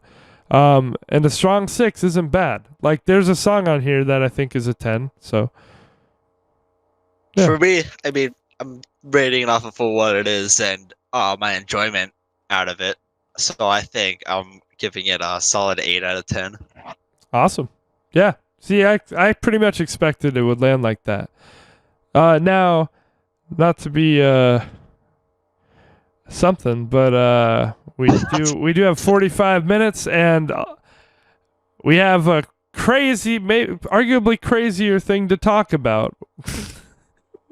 Right, but we're not going track by track, so we could probably. We're not. Yeah. I have notes. I hope you have notes. And whether you loved or hated it, I'm excited for this next conversation, and that is Eraserhead. Well, I'm gonna disappoint you. I didn't take notes. Okay. That's because I didn't know how to. Okay. I thought you were gonna say I'm gonna disappoint you. I didn't like it. And I was gonna be like, I'm not disappointed because honestly, right off the bat, I'm gonna be blunt with you. When I first saw this, I gave it a 6 out of 10, and that has changed, but I won't tell you how. Let's just have the conversation. It is okay. So Eraserhead. You want to go ahead and give a synopsis on it because it's your movie? It's pretty hard to do. Basically, in the most simplest of terms, this movie is about a man who gets his girlfriend pregnant, and she has a baby, and he has to take care of it. The only thing is, it's a monstrosity baby. And from what I gathered, it's a premature baby. Yeah, it's something. It's a lamb. It's a fucking baby lamb, and he starts having some strange ass encounters and dreams, and it's not quite clear what is a dream and what isn't. The whole movie's basically a fever dream. Right. When did you watch this? When the night you recommended it to me. Seriously? Damn. I totally didn't procrastinate. Oh no. I don't care. Last night. I don't care if you watched it last night. No, yeah, I watched it last night. That's good. So it's fresh in your mind. Was it weird to sleep after watching this, or did it not affect you that much? Well, I don't know because I've been having trouble sleeping anyway. Okay. Fair enough. I thought it would right after we had watched it. I can't say it was on my mind too much, but nothing really was. You watched when I was trying to sleep. You watched it with Sarah. Yes. What did she think? That doesn't spoil what you thought, unless you thought the same thing. But somehow, yeah, she said. Okay. To me 4 different times. This movie's weird. It is weird. I agree. Randomly throughout, and more or less throughout the beginning half. And she never says that for anything I show her. Mm-hmm. Not even not even Ween albums Right. or other movies we watch. She's never like, this movie's weird. Uh-huh. She likes weird stuff, but like never has the need to point it out. So I feel as though it's something to point take out. note when she points it out 4 separate times. Right. And well, she also went ahead and looked up the entire synopsis and breakdown of it. Right. There's a lot to go into. But no, as we were watching it, and I was like, "Don't tell me anything. I need to." Right. I wanted to like glean what I could. It's hard to spoil this movie. I was showing Jonah, who I didn't think would ever be able to sit through this whole movie. I was just showing him like the key, like weirdest or like most off-putting parts, because I was like, you can't really spoil this movie. It's not. It's not like a big plot point how it ends or anything. Like, yeah, it happens, but it's like okay. I think the off-putting parts are just accentuated from the rest of it. Is the thing. Mm-hmm. Let me say first and foremost. Did you know it was in black and white? What? What? Wait, are you joking? A 480p movie that was shot in the 70s is black and white. What? Well, it could have been in color, but David Lynch wanted it in black and white. But I didn't know if you knew. I knew. I was kind of making a joke because we have to once per episode. Okay. Yeah. Before we dive into it, I did have some pre discussion things I wanted to say. So if you're about to dive into it, then I'll do that. But if you I was about to. Okay. So first I wrote, this is honestly, full disclosure, like this is a pretty pretentious film student recommendation for me to give. Even Ralph recommended it on Sardonicast. I wanted to mention that David Lynch, the director, has a YouTube channel now, and he's like 73 years old, and he does weather reports. So that's pretty fucking great. And he uploads his weird ass short films too. I wanted to tell you, and don't let this influence how you felt at all, if you hated it or something, but this movie was one of Stanley Kubrick's favorite movies, and it hugely inspired The Shining, so that's interesting. I initially watched it on computer, half paying attention, and gave it a 6 out of 10. Wasn't impressed or intrigued. I already told you that. But what happened after that is I slowly realized how disturbing it was, and I kept thinking about it, and it very effectively unnerved me, and I had an aversion to it. So what I realized over time is like it did its job, and I think I was kind of uncomfortable with that. So that 6 out of 10 might not have been like as honest as I thought at first, because it really is effective. I wanted to note that this movie is also really funny to a lot of people, believe it or not. I don't know, maybe you thought it was funny. PT? Well, now you know. You know what I'm saying there? Yeah, the baby fetus. And I said, I guess we can get to that in a little bit. Well, I was just gonna say, like, it's kind of funny. After we watched that movie, we watched a playthrough of PT, and then once the baby fetus showed up, it like just clicked in my head. Oh, really? And I was just like, wow! You didn't purposely do that back to back? No, I didn't. Was it the Grumps playthrough? Because Dan mentioned Eraserhead in that. Oh, did he? No, it wasn't. Yeah. It was someone else. Okay. Yeah, it took 5 years to make, and Jack Nance, the lead actor, kept his hair like that the whole time. And last thing was that the sound design and almost everything was done by David Lynch in this movie. Really? Yep. So now I just want to know generally before we jump into it, I guess, did you like the movie? See, now that's a question that scientists still debate to this very day. Okay. All right. So we've got some thoughts. The real answer is I don't fucking know yet. Okay. So you're on the same page I was when I first saw it.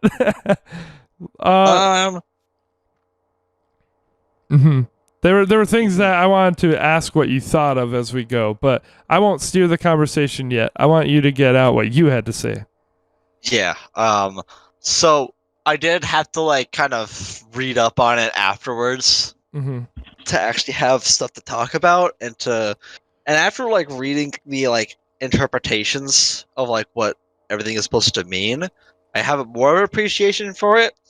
It's almost like it's almost like if Kubrick like directed it and the story was written by what's his name? Kojima. Oh, I see. I see what you mean. Like this is some Kojima type storytelling, I think. Mm-hmm. Um, Lynch is known for his like dreamlike movies where you can't really tell the difference between what's real and what isn't, and like the weirdness and all this stuff. yeah. And I really had trouble following that part. Mm-hmm. But like near the end, I was like, I kind of like at least had my own interpretation of what was happening at the time, but I didn't. Right. It wasn't really anything to like go off of. It was just to keep my head from getting too damn confused. Right. I think the most. But like, oh, yep. I was just gonna say like the pacing is like the first noticeable thing because it's really slow and awkward, and I know it's meant to do that. Mm-hmm. Is the thing. Like the scene with the family where they're just kind of sitting there for long periods of time just in silence. And the elevator when he gets home just takes like a full minute to close. Yeah, like so some people think that that's like the funny aspect, I guess. Just like how awkward and weird it can be with that. It's done on purpose, absolutely. Yeah. I don't know, I lost my train of thought where I was going at first. You fucking took the conversation away from me. I'll let you get there. Unless you can't remember now.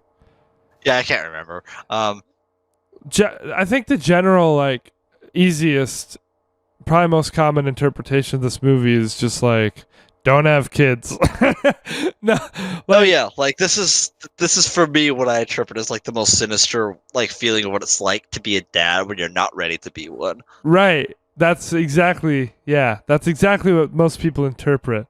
Like it's almost like I kept thinking about Silent Hill during this whole movie. Silent Hill's very inspired by David Lynch.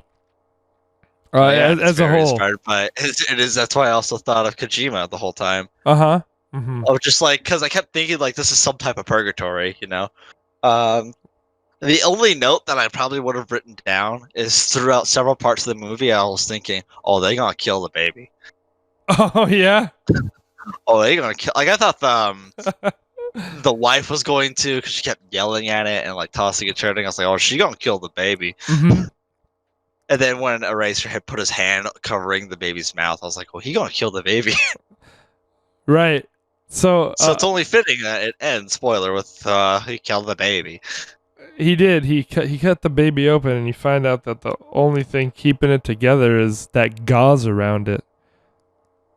Yeah, like it's tough to say like whether or not he like cut too deep or if it was just that fragile. Yeah, it seems like it was just an amalgamation of fucking guts held together by this gauze and then a neck sticking out. And it's like he just cut it open like up his sternum pretty much. That's what it would look like. Yeah, and to this day, no one knows how David Lynch made that fucking prop. It looks really good for 1977. It looks really good in general, I think. No one knows how he did it. He won't say how he did it. He's one of these directors that won't ever say anything about his movies. And he made everyone on set promise never to say how they did it. I mean, that's cool, I guess. Yeah. Having that mystery. You like mystery, so I thought you might like this movie. Yeah, no, I really do. I really did like the prop and how it looked, and nowadays it would probably just all be CGI. Mm-hmm. But the fact that it was a puppet made it, more real. See, was it a puppet? It was probably a puppet. I don't know. Nobody knows. The head was definitely a puppet. But the head moved on its own. I don't know. I don't know if I agree with you. It has to be looks like it looks like they like fucking skinned a lamb's head, but then it looks like it's alive. It's some kind like I think when they talk. It has to be controlled through underneath the table, is what I'm thinking. That's what I was thinking. From from like when Sardonicast talked about it, I think YMS said that he thought it was done with like some combination of puppetry and stop motion or something. That's also a possibility because they do use stop motion quite a bit. Yeah, right. So I don't know. And I thought there was a pretty cool stop motion scene in here. But just before we waste all our podcast time talking about less important things, I want to get into the interpretive parts. Because I want to know what you thought about some stuff. Okay. If that's cool. Well, I cheated and read some stuff, so...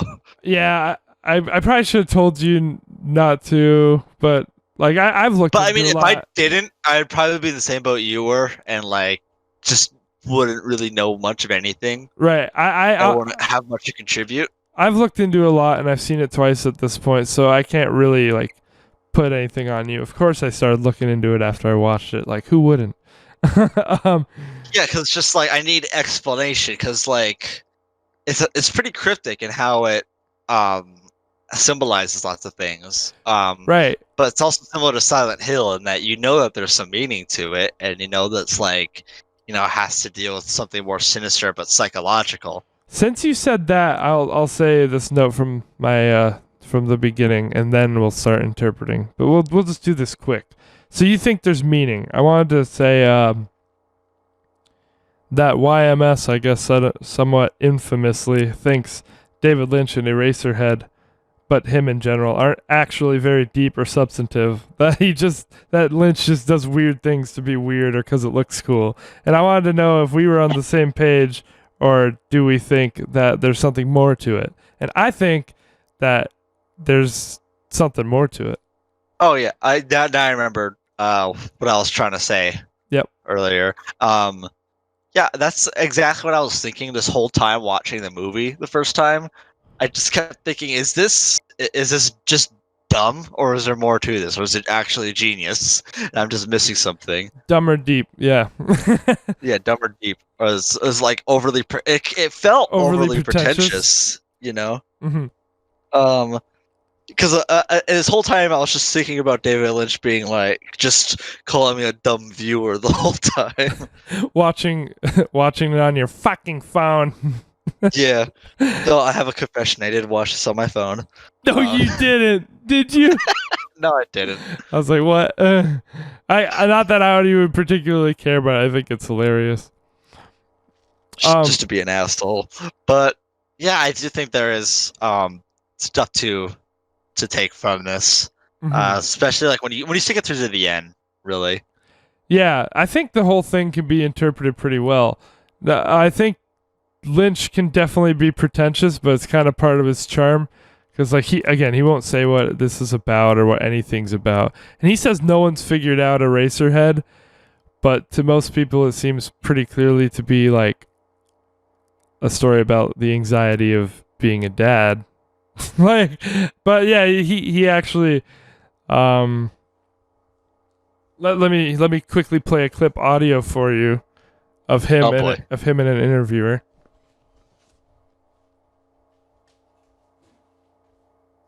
Believe it or not, Eraserhead is my most spiritual film. Mm-hmm. Elaborate on that. No, I won't. No one sees it. I ran away from my mic. I'm back. So that's a pretty famous meme clip of him. Want to elaborate on that? No. No. He loves to fucking say no. Oh, shit. I guess another video started. One sec. Background noise. No. All fixed. Okay, cool. So, this is the thing with Lynch. He believes very much like you do, which is why I think maybe beyond Eraserhead, you'll like him a little, or you'll resonate with him a little more at least. But because this is like, I think this is his weirdest thing, and it's his first thing. You can tell that he really believes in keeping mystery alive, which is how I know you like your shit, your horror especially. Yeah, horror. Yeah. You got it on the money. But for that for that reason, people think he's like a bullshitter or pretentious because like it seems pretty obvious what this movie's about. But he says something like that: "Eraserhead is my most spiritual film, and no one's figured it out." Like, is it, or does he just not want to admit that people figured out what it's about because he doesn't want to take the mystery out of it? Because that could be seen as pretentious or respectable, I think. That's what I think he's doing, honestly. Yeah. But for me, like, I don't like it. I don't like it just mystery on its own, just of the not knowing in terms of media. Right. Horror itself, yeah, sure. But in terms of media, like in games or movies, especially, I like interpretation. Yeah, and Like different things, different ways that you can interpret things. That's why I like The Shining so much. yeah, Because you can just make up any narrative almost that you want out of the movie, and it's gonna be just as valid.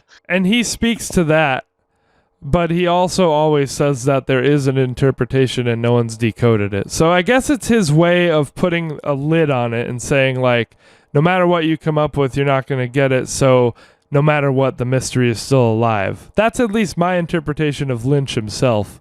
Because I think there's something to get out of it, and people can get the right interpretation.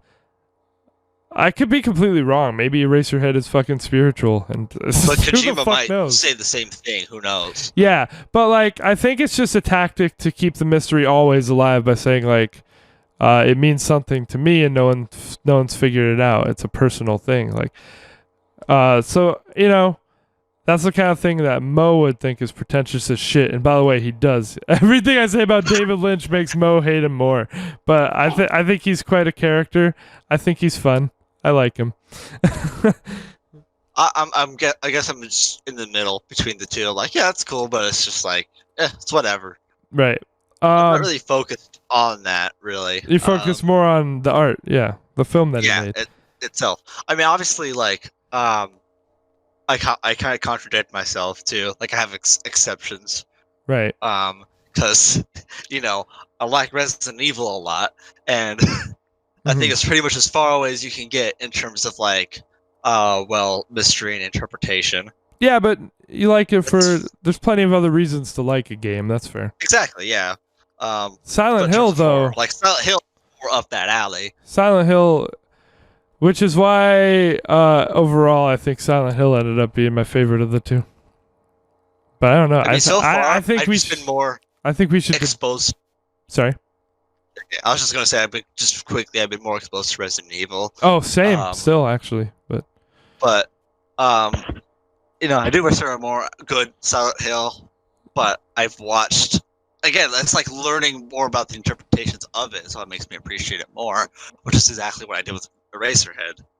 yeah. I think one day we should do a Silent Hill versus Resident Evil on here. But Part 2. yeah. We did that quickly. Yeah, but like as a series. But that's not what we're talking about. Now let's get into actual interpretations now that we have this like segue little thing. Also, did you do something weird with your mic? Or are you talking into it differently? Why? Oh, okay. You just got a little quieter and there was a little more like happening. Okay, I just put it way closer.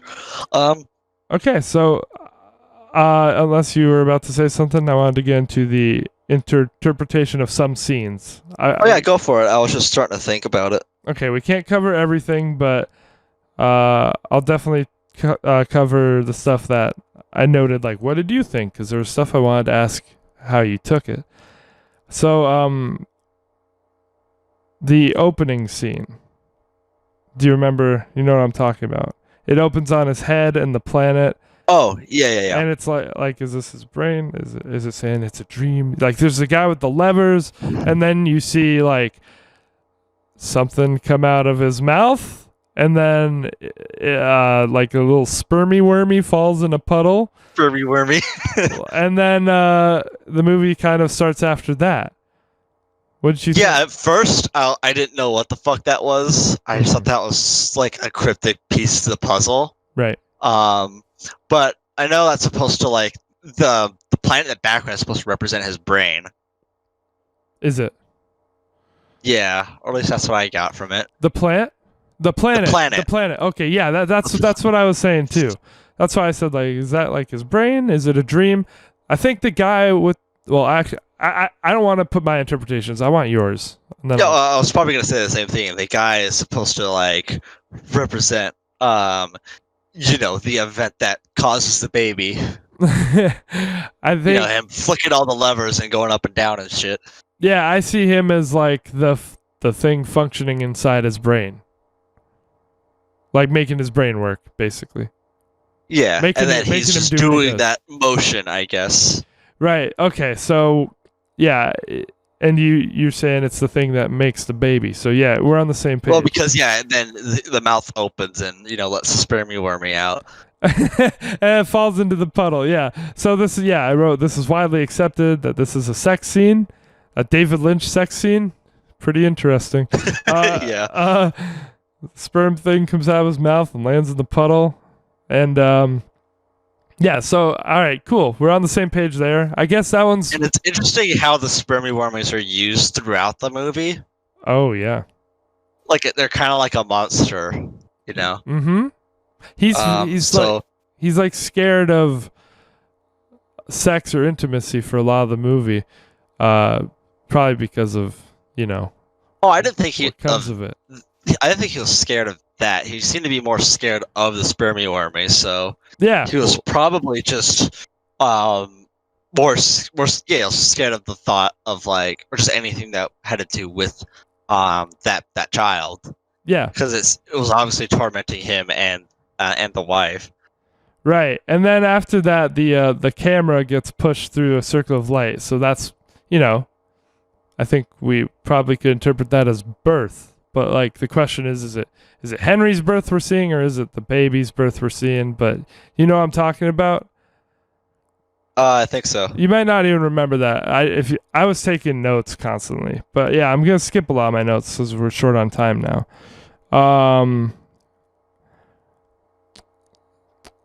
Yeah, there's a clump of dirt on his dresser, and there's a tree growing on his bedside table. Right. I still don't know what that's all about. I just figured that was part of the weirdness. And there's a picture of the nuke above the bed. Well, the whole thing's kind of set in like this. What is it called? Like post nuclear, like Post-apocalyptic. like post nuclear nuclear. fallout? Yeah, nuclear fallout. Like, and there's like a nuke above his bed, a picture of a nuke going off. So like a bunch of people interpret that as just having to do with that. But yeah, the tree dying, I think I saw an interpretation of that as it's showing like he can't keep that tree alive. Like he can't, it speaks to his ability to watch over something and take care of something that's growing. Oh, okay. That's an interpretation. I think I saw that in a video. So what do you think of that? I didn't know anything about the tree, but I did interpret it just being like kind of like a generic dystopia, not Mhm. necessarily nuclear, Right. Okay. because of the people outside, and just kind of the look of everything. Mm-hmm. Well, that's just how the 70s could have looked. I don't know. Right. They shot it here in LA, I think. Part of it. But yeah, just like with the use of like the spermy wormies, like it just, again, I have to mention Silent Hill again. It's a very Silent Hill type monster Right. And because it forms, psychological blah blah blah. before we even see his apartment, though, he like on his way back, he's just walking and he steps in the puddle, which I think is also, saying something. He steps in the puddle and then he has to like he dries his socks on the radiator, and like that sounds like nothing, but as we've seen in this movie, a puddle is probably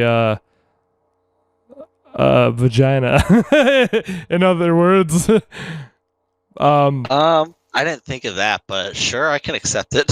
Yeah, we've seen the worm falling into the puddle, and then there's a baby, so I think the usage of the puddle is supposed to be a vagina or some sort of like. Or maybe his action stepping on there and drying it may just be like, it's a mistake. Yeah, well, Obviously. Well, Yeah. okay. Huh? Oh, I no. said, well, I thought you were just trying to say, like, there was no meaning, but I get what you're saying now. Like, that it was a mistake that he stepped in the puddle. Yeah. Yeah. No, that it was a mistake that he conceived the child. Yeah. Okay. For a second, I thought you were just like saying like, "Oh, you're looking too much into it," and I was like, "Well, yeah." And then he puts his wet socks on the radiator, and there's like this really loud screech, and there's like vines on the floor, and he looks out the window, and we see bricks, and I think it has to do with a lot of like just how he's feeling at that time. Yeah, because the bricks for me were definitely like his feeling of claustrophobia, like there's no way out of this situation. Mm-hmm. And he looks at the radiator a lot. Yeah, my interpretation of that was that we'll get to that. But what were you gonna say? I was gonna say my interpretation of him constantly looking at the radiator is thoughts of suicide. Right, and I think I would agree, but we'll get to why, I guess. Yeah. Quickly, yeah, there's the awkward family scene. I wish we had more time to talk about it. When they have dinner, and it's a bunch of tiny chickens. Yeah, the fucking chickens. I saw that he was just painting the chickens, so I knew that they were just like artificial. Yeah. Or just raw. And the dad's like, "Will you carve the chicken?" And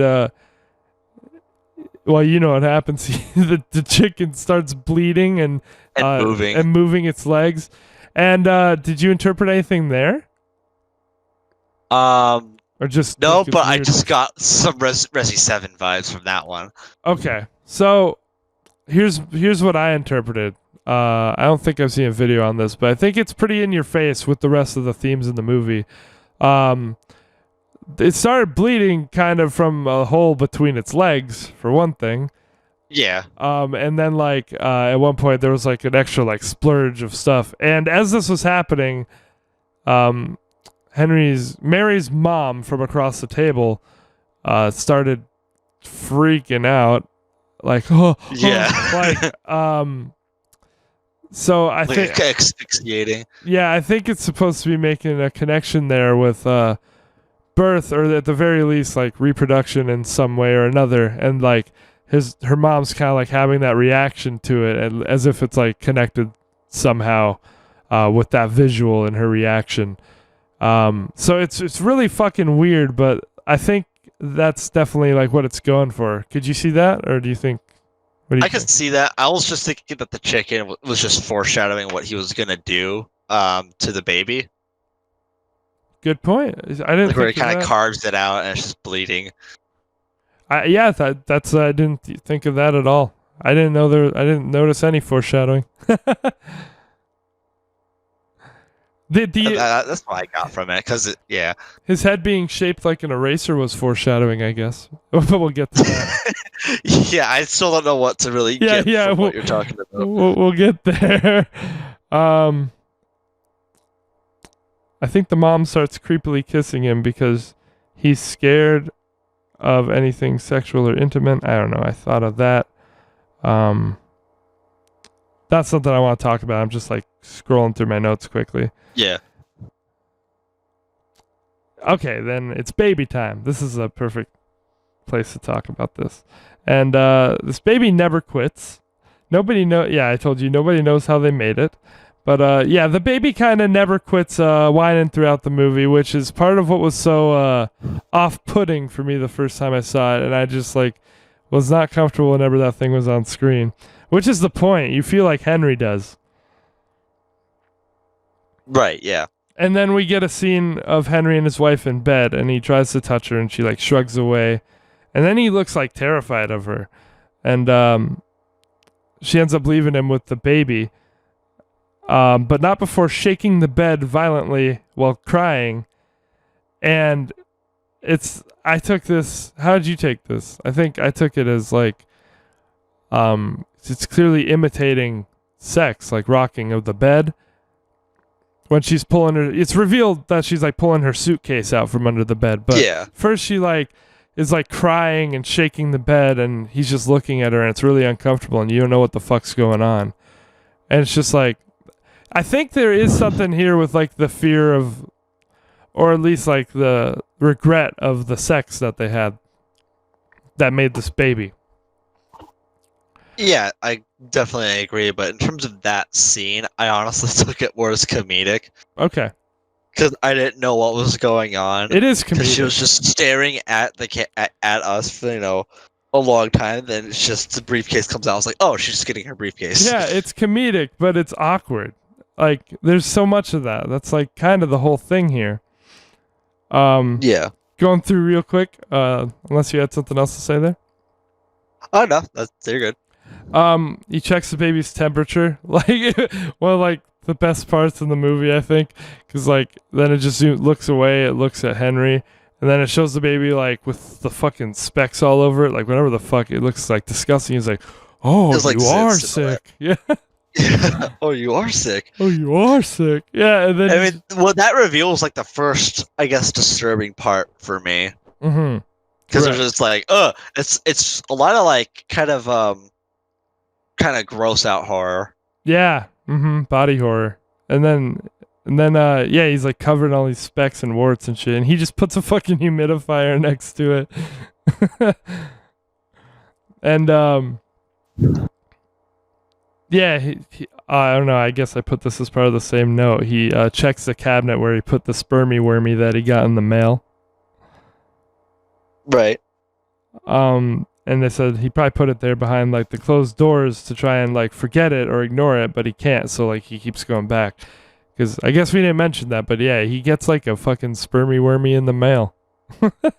I didn't know if it was a spermy worm. It looked like kind of like a hook or an earring or just like a regular worm or something. Yeah, it's kind of hard to tell what it is, but it seems like he's trying to ignore it, and then he like goes back and keeps looking at it like he has to. I thought confront I thought it was something important to him. That's why he put it in that specific little cabinet thing.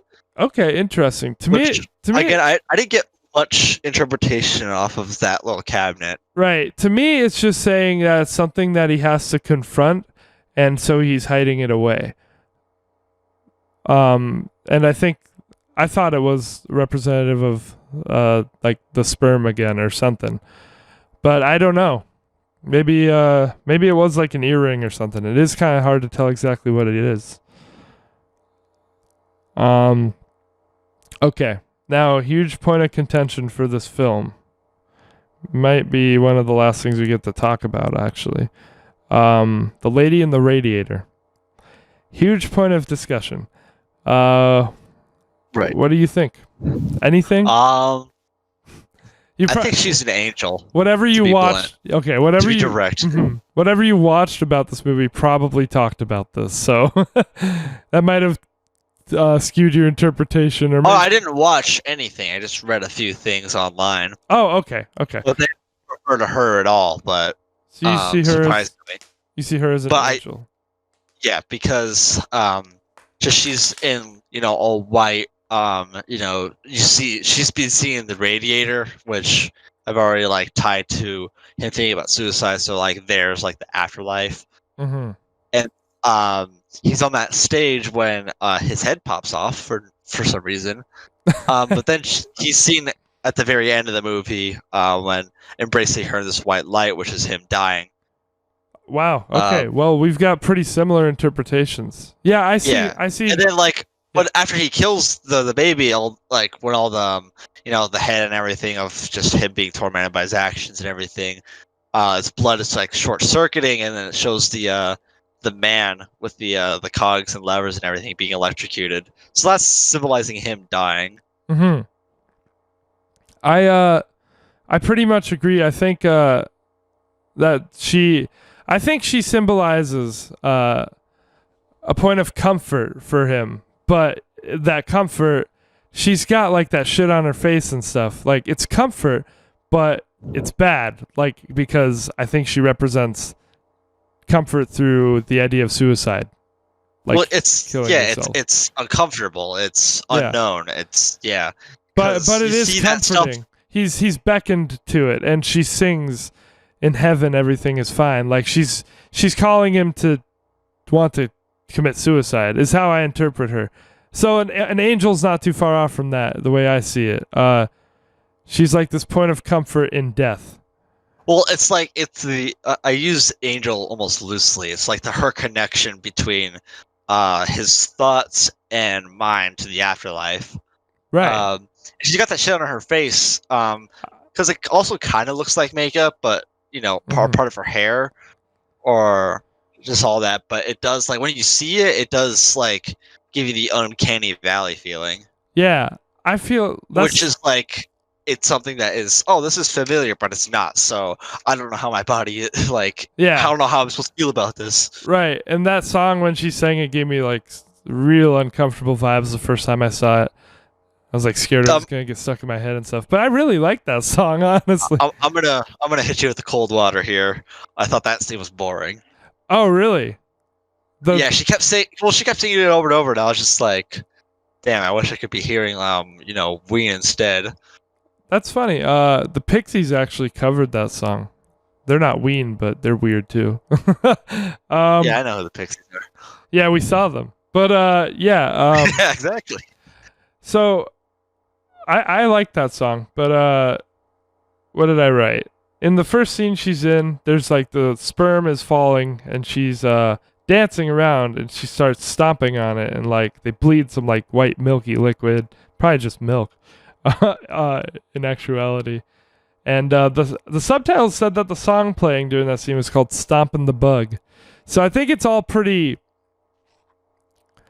obvious what's going on here, right? Like, at least as interpretation, I think like everyone would be on pretty much the same page. Like, she's destroying the thing that makes him uncomfortable and gives him anxiety, which is the spermy wormies. And she's singing about heaven and everything's going to be fine.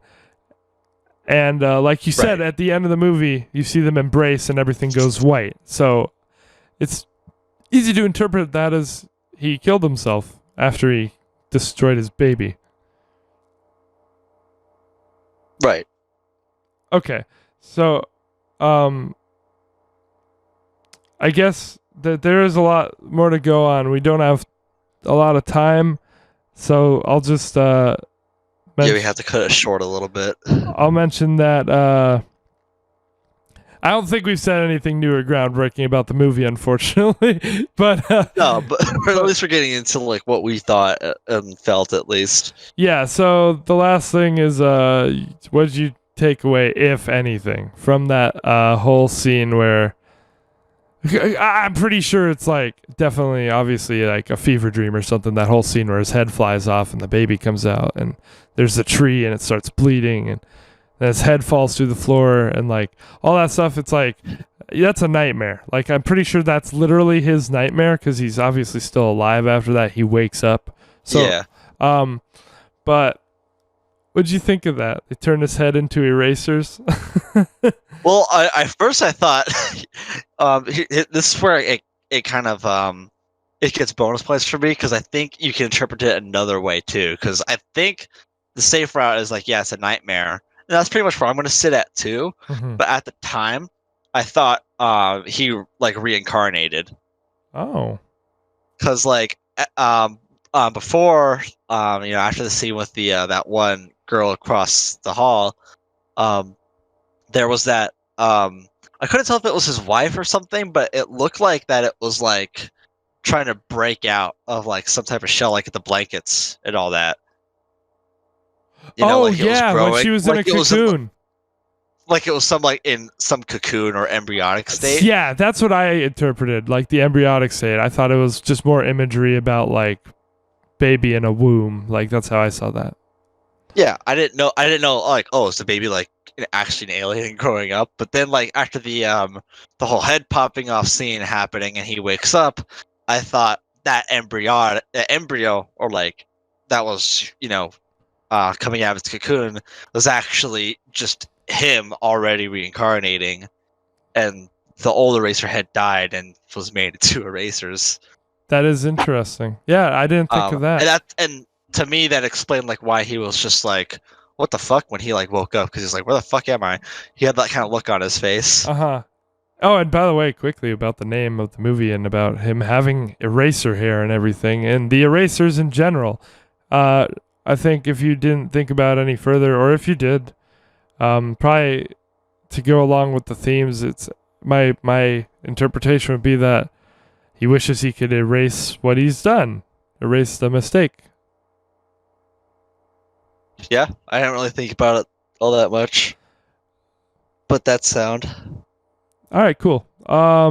Yeah, and what during that whole scene, like the kid brings his head to the place where they're gonna turn his head into erasers, and then the fucking guy at the desk just keeps like buzzing and buzzing and buzzing. Yeah. That's so funny. The other guy comes out, and is like, "Okay, Okay, Paul!" Paul! I thought With that's the so fucking funny. stiff finger. It shows that there's a sense of humor to it. Yeah, that's pretty much all we get to say, but it's really disturbing when he cuts open the baby and like you see it like Yeah, Like the whole it's time. It's pretty graphic. Yeah. yeah, and then he just like stabs in the heart, it starts bleeding everywhere, and then like chunky shit starts coming out. Its head grows to like the size of the room. And then Henry just kind of leaves, and we see him embrace with the lady in the radiator, which we've been over. We think is him embracing death. So we think he killed his baby, he killed himself. I think he could have like just died from the short circuiting from the baby's blood. in That the, too. That too. Yeah, so he was electrocuted. But yeah, that's about it. Because, yeah, we see light flickering, and also there's a lot of technology in this movie that doesn't work like it's supposed to. Like, the pipes are all fucking weird in the beginning. The radiator makes this loud hissing, buzzing noise, like, "Rrrr." It got really loud in here during that, because I have, like, a sound bar and everything. Yeah. And And I mean, it wasn't the- that loud because I was watching it on my Right, phone. right. So Shut up. And the elevator taking forever, and then like the short circuiting of the lights. When they were at the family dinner, the lights were short circuiting. It's almost like it represents anxiety or awkwardness of situations, or maybe it doesn't. And I'm looking too far into it, but I don't know. I think David Lynch was very intentional with this movie. You can talk about him and other things he does, but I do believe there's a lot to what he was doing here. I don't really know what he's talking about with the spiritual thing, saying no one's figured it out. I think people have figured it out, but who knows? I think he just wants to keep his mystery alive because that's how he is. yeah, So yeah, generally it's about anxiety and the resentment of having a child possibly. I hope his daughter's okay. He actually had a daughter when he made this, which I think is terrible. But Yeah. everything plays into this more or less. Maybe even the dead plant next to his bed, that he couldn't take care of. And I said, that was my final note. It's pretty fucked up considering he had a daughter at this age.